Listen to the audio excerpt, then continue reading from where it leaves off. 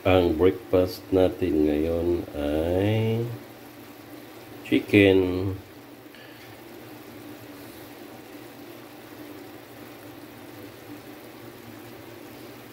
Pinakuluan ko lang ng tubig. May ano na to, may sibuyas, bawang,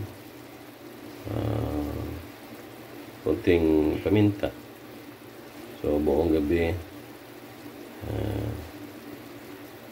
marinated siya buong gabi. So ngayon pinakuluan ko lang ng tubig. May konting tubig at saka yung suka, yung timpla. Suka, bawang, sibuyas. So pakuluan na lang natin hanggang matuyo yung sabaw bago natin lagyan ng mantika. Ito yung breakfast natin ngayong umaga. Lagyan natin ng mantika kasi tuyo na.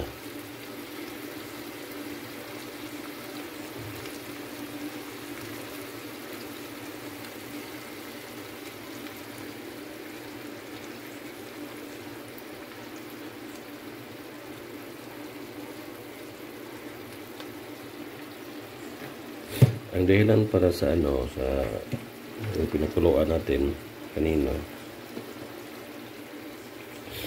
para malambot sa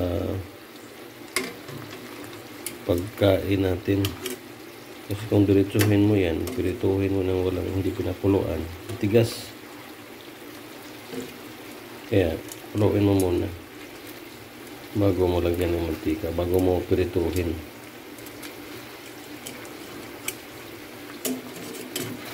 Kailangan talaga dito yung non-stick na taha. Hindi non-stick, didikit talaga to. Tingnan mo, kahit non-stick parang yung madikit yung balat. So yun lang, hintayin natin golden brown. Iligtarin natin. So, malapit na ito. Medyo golden brown ng konti. Pero, hintayin natin maging golden brown talaga.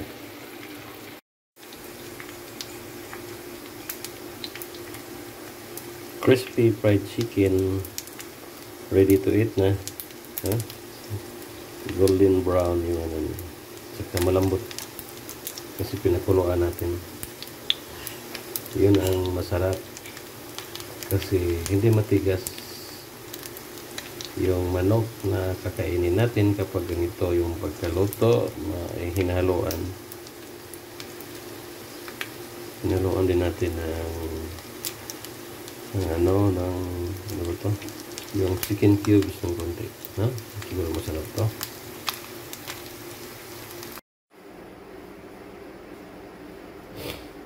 Crunchy fried chicken. Crunchy na, malambot pa yung fried chicken natin. Kainan na.